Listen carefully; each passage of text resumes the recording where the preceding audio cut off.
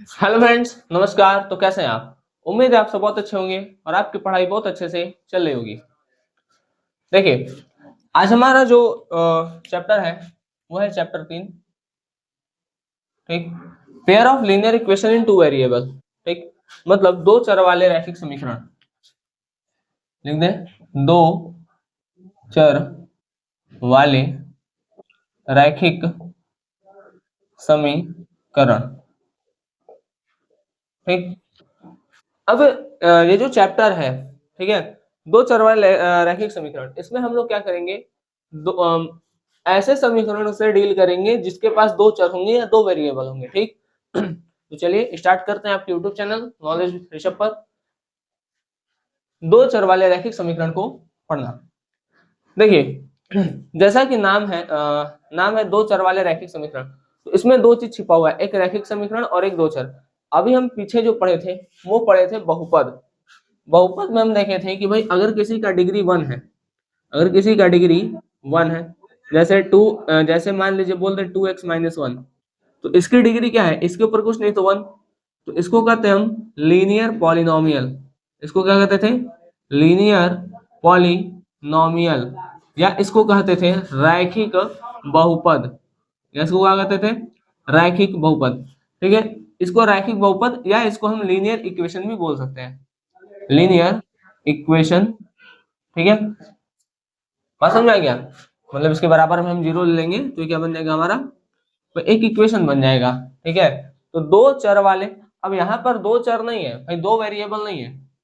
Two variable मतलब भाई जो एक्स हो गया, वाई हो गया, जेड हो गया, ये सब।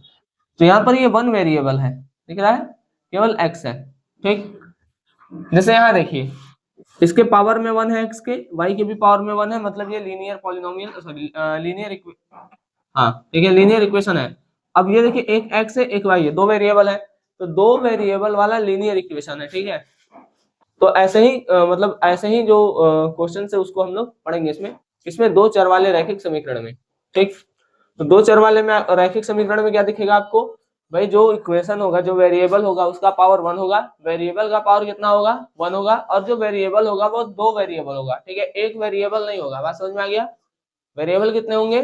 दो। कितने वेरिएबल होंगे?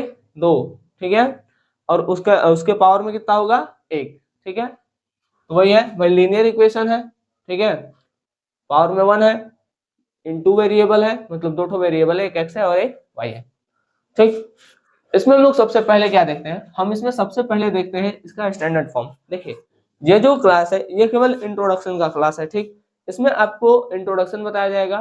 ठीक है, जो फॉर्मूले यूज होंगे एग्जाम में, सॉरी क्वेश्चन करते समय, ठीक है, उसके बारे में केवल इसमें डिस्कस होगा। ठीक है, चलिए, तो हम इतना कर देते हैं इरेज। ये चीजें आपको शायद समझ में आ गई होंगी। अच्छा, अब हम देखते हैं कि भाई जो स्टैंडर्ड फॉर्म है, एक स्टैंडर्ड फॉर्म किसका? भाई linear equation in two variable का, वो क्या है? ये। ठीक है, a1x plus b1y plus c1 equal to zero, a2x plus b2y plus c2 equal to zero. अब ये a1x b1y c1 या a2x b2y या c2 है क्या? ठीक, इसके बारे में हम देखते हैं। देखिए, ये क्या है कि भाई अगर मान लीजिए ये आपको पता है, ठीक है, तो इसका आप कंपैरिजन करेंगे तो पता चलेगा कि भाई जो इक्वेशन है, ठीक है, चलिए हम करेंगे दिखाते हैं। जैसे मान लीजिए क्वेश्चन है, ठीक, अगर ये क्वेश्चन है तो हम मान लेते हैं, तो इसको सही से लिखें। इसको जब हम लिखेंगे तो कैसे लिख सकते हैं? इसको हम लिख सकते हैं 2x प्लस 3y माइनस 9, -9 बराबर जीरो। इसको लिखेंगे तो 3x प्लस 4y माइनस 20 बराबर जीरो। ठीक, अब ये जो है, ठीक है, इसको हम इस फॉर्मूले में पुट अप करते हैं। a1x plus b1y plus c1, value लिखते हैं a1 b1 और c1 का, a1 b1 और c1 का यहाँ से वैल्यू लिखते हैं। देखिए, x के बगल वाला a1, x के बगल में यहाँ पे क्या है? x के बगल में 2 है, तो ये हो गया a1। ठीक है, ये हो गया a1। अब देखिए यहाँ पर b1y है, y के बगल वाला b1, तो b1 कितना हो जाएगा? 3। ठीक है, जो अकेले है वो c है, तो c हो गया आपका -9। c क्या हुआ आपका? -9। ठीक, अब उसके बाद आपका क्या है? आ गया अब a2 वाले पे, तो a2x, ठीक है, अब इसमें देखिए a2x plus b2y plus c2। ठीक, यहाँ पे हो गया a2, ये हो गया b2 और ये हो गया c2। a2x b2y, a2x मतलब 3, ठीक है, ये हो गया 3, b2y, y के बगल वाला b2 हो गया, b2 मतलब 4, c2 मतलब ये लास्ट वाला, तो c2 हो गया माइनस का 20। ठीक, तो हम ये लिख लिए कि भाई a1 b1 c1 और a2 b2 c2 हमको पता हो गया। ठीक है, अब देखिए अगर हम इसको इसमें रख देते हैं, अगर हम a1 अपॉन a2, a1 कितना है 2, a2 कितना है 3, 2/3, ठीक, b1 अपॉन b2, b1 कितना है 3 और b2 कितना है 4, बराबर 3/4। क्या ये दोनों आपस में बराबर है? नहीं बराबर है।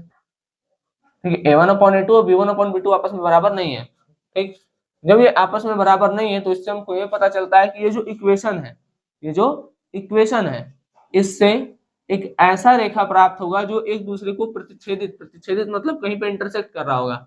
जब आप ग्राफ पर इसको प्लॉट करेंगे, ये जो क्वेश्चन है, ठीक है, इसके हिसाब से जब आप ग्राफिकल मेथड से निकाल करके प्लॉट करेंगे इसको, तो एक रेखा होगी जो कहीं पर एक दूसरे को काट रही होगी, और जहां पर काटेगी वही इसका सॉल्यूशन होता है। ठीक, तो अभी हम आपको केवल ये बताए हैं कि आप इस फॉर्मूले का यूज करेंगे कहाँ, भाई a1 b1 या c1, ठीक है, a2 b2 c2 जो दिया है, इसके यूज से आप इसमें से a1 b1 c1 पहचान लेंगे या a2 b2 c2 पहचान लेंगे, फिर उसको इसमें रखेंगे। जब आप इसको इसमें रखेंगे तो बिना आप ग्राफ प्लॉट किए, अगर आपको इक्वेशन दिया है तो, ठीक है, अगर आपको इक्वेशन दिया है तो बिना ग्राफ प्लॉट किए आप ये बता सकते हैं कि जो रेखा है, मतलब जो समीकरण है, ठीक है, वो कैसा होगा, मतलब वो एक दूसरे को काटेगा कि नहीं काटेगा।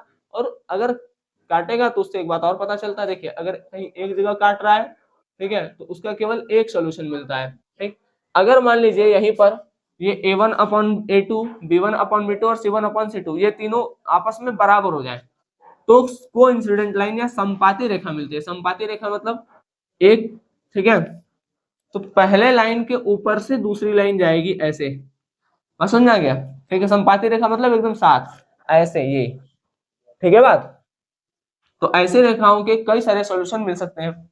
अच्छा, तीसरा, अगर मान लीजिए a1 a2 b1 b2 बराबर हो गया, मतलब ये दोनों बराबर हो जाए और c1 अपॉन c2 बराबर ना हो, तो इस स्थिति में क्या होगा कि ये जो रेखाएं होंगी आपस में समांतर होंगी और इसका कोई सोल्यूशन नहीं होगा। समांतर रेखाएं कैसी?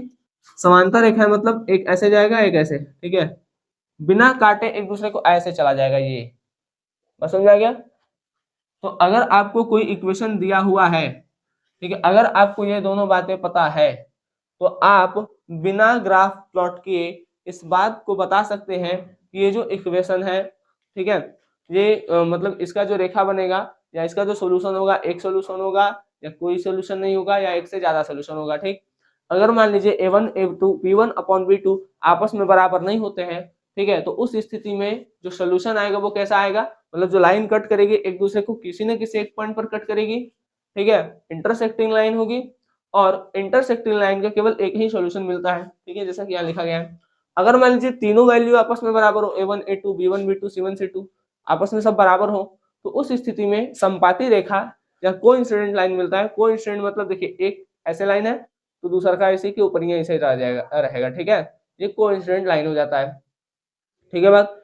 तीसरा आपका पैरेलल था, a1 a2 b1 b2 बराबर हो जाए और c1 अपॉन c2 बराबर ना हो, तो उस स्थिति में समांतर रेखा, समांतर रेखा मतलब ऐसे, ठीक है, ये ऐसे ऐसे एकदम सीधे जाएंगे बिना एक दूसरे को कहीं पर काटे हुए। ठीक, तो अगर आपको दिया हुआ है, क्या चीज दिया हुआ है, एक मिनट रुक जाते हैं, ठीक है, तो अगर आपको दिया हुआ है कोई क्वेश्चन, ठीक है, और अगर आपको ये चीजें पता है तो आप बिना ग्राफ प्लॉट की ये सारी चीजें बता सकते हैं। ठीक, इंटरसेक्टिंग लाइन एक दूसरे को कट करेंगे किसी न किसी पॉइंट पर, ठीक है, संपाती रेखाएं देखिए इंटरसेक्टिंग लाइन एक दूसरे को कहीं ना कहीं पे कट करेंगे, संपाती रेखाएं एक दूसरे के साथ, और पैरेलल मतलब ऐसे बिना कट किए। ठीक, अब इसी चैप्टर में हम 3 मेथड पढ़ेंगे, ठीक है, वो 3 मेथड जब हम क्वेश्चन कर रहे होंगे हम तभी उसको समझ पाएंगे। ग्राफिकल मेथड, सब्स्टिट्यूशन मेथड और एलिमिनेशन मेथड। ठीक, इसमें 3 मेथड भी है। ठीक है, तो ये आपका इंट्रोडक्शन वाला पार्ट होता है समाप्त। इसमें हम इसी सब बातों मतलब ये जितनी बातें लिखी है यहाँ पर, इन्हीं बातों पर चर्चा करते हुए सारे क्वेश्चंस को सॉल्व करेंगे। ठीक है, चलिए मिलते हैं आपसे 3.1 के क्वेश्चन के साथ। तब तक आप लोग अच्छे से पढ़ाई करते रहें। तब तक के लिए धन्यवाद। जय हिंद। मिलेंगे आपसे अगले लेक्चर में और अच्छे से स्टेप बाय स्टेप हम लोग सॉल्यूशन को करेंगे, मतलब जो क्वेश्चन है उसके सॉल्यूशन को करेंगे।